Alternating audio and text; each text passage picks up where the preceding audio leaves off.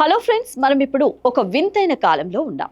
నిన్నటి వరకు మనం కల్పితమని అనుకున్న ఆర్టిఫిషియల్ ఇంటెలిజెన్స్ ఇప్పుడు మన నిజ జీవితంలోకి చొచ్చుకువచ్చింది. అయితే ఈ టెక్నాలజీ కేవలం మన పనులని సులభం చేయడమే కాదు, కొన్ని ఉద్యోగాలను పూర్తిగా తుడిచిపెట్టేసే ప్రమాదం కూడా ఉందట. ప్రముఖ ఏఐ సంస్థ ఆంథ్రోపిక్ విడుదల చేసిన తాజా నివేదిక ప్రకారం రాబోయే 5 ఏళ్లలో దాదాపు 10 ప్రధాన వృత్తులపై ఏఐ తీవ్ర ప్రభావం చూపబోతోంది. ఇంతకీ ఆ జాబితాలో మీ ఉద్యోగం ఉందా? మన భవిష్యత్తు ఎలా ఉండబోతోంది? ఈ స్టోరీలో చూద్దాం. ఆంథ్రోపిక్ నివేదిక ప్రకారం ఏఐ చేతిలో హై రిస్కులో ఉన్న టాప్ 10 ఉద్యోగాలు ఇవే. Coding and software development. వినడానికి ఆశ్చర్యంగా ఉన్నా ఇది నిజం. ఏఐ ఇప్పుడు సంక్లిష్టమైన కోడ్లను సెకండ్లలో రాసిస్తోంది.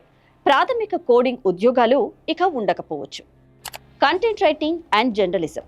వార్తలు రాయడం, బ్లాగులు సృష్టించడం వంటి పనులను ఏఐ చాట్ బాట్లు ఇప్పుడే అద్భుతంగా చేసేస్తున్నాయి. Customer service. ఇకపై ఫోన్లో మీరు మాట్లాడేది మనిషితో కాదు, ఏఐ వాయిస్ బాట్తోనే. Data entry. కేవలం సమాచారాన్ని నమోదు చేసే క్లర్క్ ఉద్యోగాలు దాదాపు కనుమరుగైపోతాయి. Legal assistants. వేల పేజీల డాక్యుమెంట్లను విశ్లేషించడం ఏఐకి అతి సులభం.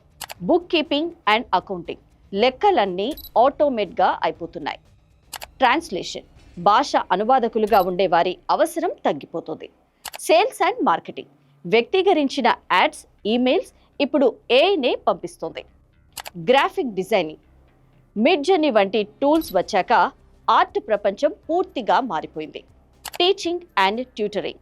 ప్రతి విద్యార్థికి ఒక పర్సనల్ ఏఐ ట్యూటర్ అందుబాటులోకి రాబోతున్నాడు.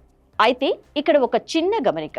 ఈ ఉద్యోగాలు ఉండవంటే మనుషుల అవసరమే ఉండదని కాదు, పనిచేసే విధానం మారుతుంది. మనుషులు ఏఐతో కలిసి పనిచేసే కొత్త సంస్కృతి వస్తుంది. వరల్డ్ ఎకనామిక్ ఫోరం అంచనా ప్రకారం 2030 నాటికి 7.8 కోట్ల కొత్త ఉద్యోగాలు కూడా సృష్టించబడతాయి. కానీ దానికి మన దగ్గర కొత్త నైపుణ్యాలు అంటే స్కిల్స్ ఉండాలి. ముఖ్యంగా జెన్జీ యువత కేవలం డిగ్రీల మీద కాకుండా ఏఐ టూల్స్ వాడడం నేర్చుకోవడంపై దృష్టి పెట్టాలి. గుర్తుంచుకోండి, ఏఐ మిమ్మల్ని రీప్లేస్ చేయదు, కానీ ఏఐ వాడటం తెలిసిన వ్యక్తి మిమ్మల్ని రీప్లేస్ చేస్తాడు. అందుకే మారుతున్న టెక్నాలజీతో పాటు మనం కూడా అప్డేట్ అవ్వాలి.